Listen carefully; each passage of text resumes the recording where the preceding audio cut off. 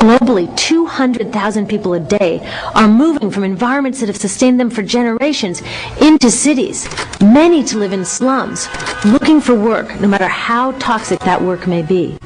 So you see, it's not just resources that are wasted along this system, but people too. Whole communities get wasted. Yep, toxics in, toxics out. A lot of the toxics leave the factories in products, but even more leave as byproducts or pollution. And it's a lot of pollution. In the U.S., our industry admits to releasing over 4 billion pounds of toxic chemicals a year. And it's probably a lot more because that's only what they admit. So that's another limit, because yuck, who wants to look at and smell 4 billion pounds of toxic chemicals a year? So what do? Move the dirty factories overseas, pollute someone else's land. But surprise, a lot of that pollution is coming right back at us, carried by wind currents. So what happens after all these natural resources are turned into products? Well, it moves here for distribution. Now, distribution means selling all the toxic contaminated junk as quickly as possible. The goal here is to keep the prices down, keep the people buying, and keep the inventory moving. How do they keep the prices down? Well, they don't pay the store workers very much, and they skimp on health insurance every time they can. It's all about externalizing the costs. What that means is that the real costs of making stuff aren't captured in the price. In other words, we aren't paying for the stuff we buy. I was thinking about this the other day. I was walking to work and I wanted to listen to the news, so I popped into a Radio Shack to buy a radio. I found this cute little green radio for $4.99. I was standing there in line to buy this thing, and I was thinking, how could $4.99 possibly capture the cost of making this radio and getting it into my hands? The metal was probably mined in South Africa. The petroleum was probably drilled in Iraq. The plastics were probably produced in China. And maybe the whole thing was assembled by some 15-year-old in a maquiladora in Mexico. $4.99 wouldn't even pay the rent for the shelf space it occupied until I came along, let alone part of the staff guy's salary who helped me pick it out, or the multiple ocean cruises and truck rides pieces of this radio went on. That's how I realized I didn't pay for the radio. So who did pay? Well, these people paid with the loss of their natural resource base. These people paid with the loss of their clean air, with increasing asthma and cancer rates. Kids in the Congo paid with their future.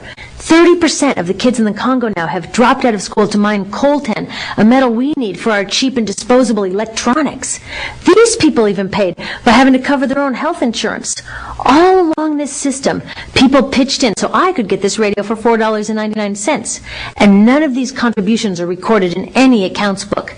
That's what I mean by the company owners externalize the true costs of production. And that brings us to the golden arrow of consumption.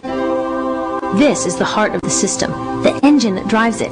It is so important that protecting this arrow has become the top priority for both of these guys. That's why after 9/11, when our country was in shock, and President Bush could have suggested any number of appropriate things, to grieve, to pray, to hope. No, he said to shop. To shop! We have become a nation of consumers. Our primary identity has become that of being consumers, not mothers, teachers, farmers, but consumers. The primary way that our value is measured and demonstrated is by how much we contribute to this arrow, how much we consume. And do we? We shop and shop and shop, keep the materials flowing, and flow they do. Guess what percentage of total materials flow through this system is still in product or use 6 months after their date of sale in North America? 50%? 20? No, 1%. 1. In other words, 99% of the stuff we harvest, mine, process, transport, 99% of the stuff we run through this system is trashed within 6 months. Now, how can we run a planet with that level of materials throughput? It wasn't always like this. The average U.S. person now consumes twice as much as they did 50 years ago. Ask your grandma. In her day, stewardship and resourcefulness and thrift were valued. So how did this happen? Well, it didn't just happen. It was designed. Shortly after World War II, these guys were figuring out how to ramp up the economy. Retailing analyst Victor Lebeau articulated the solution that's become the norm for the whole system. He said, our enormously productive economy demands that we make consumption our way of life, that we convert the buying and use of goods into rituals, that we seek our spiritual satisfaction, our ego satisfaction in consumption. We need things consumed, burned up, replaced, and discarded at an ever-accelerating rate. President Eisenhower's Council of Economic Advisors chairman said that the American economy's ultimate purpose is to produce more consumer goods. More consumer goods? Our ultimate purpose? Not provide health care or education or safe transportation or sustainability or justice? Consumer goods? How did they get us to jump on board this program so enthusiastically? Well, two of their most effective strategies are planned obsolescence and perceived obsolescence. Planned obsolescence is another word for designed for the dump. It means they actually make stuff to be useless as quickly as possible, so we'll chuck it and buy a new one. It's obvious with things like plastic bags and coffee cups, but now it's even big stuff. Mops, DVDs, cameras, barbecues, even everything.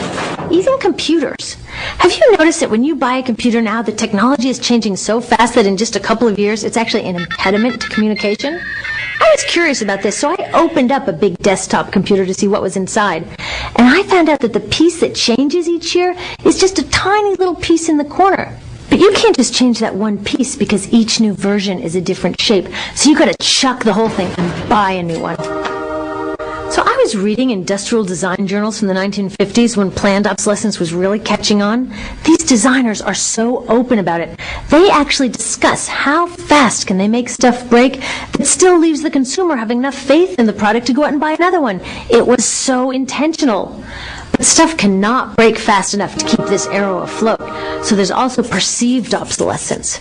Now, perceived obsolescence convinces us to throw away stuff that is still perfectly useful. How do they do that?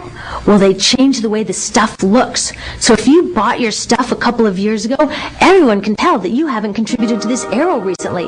And since the way we demonstrate our value is contributing to this arrow, it can be embarrassing. Like, I've had the same fat white computer monitor on my desk for 5 years. My coworker just got a new computer. She has a flat, shiny, sleek monitor. It matches her computer, it matches her phone, even her pen stand. She looks like she's driving in Spaceship Central, and I look like I've got a washing machine on my desk.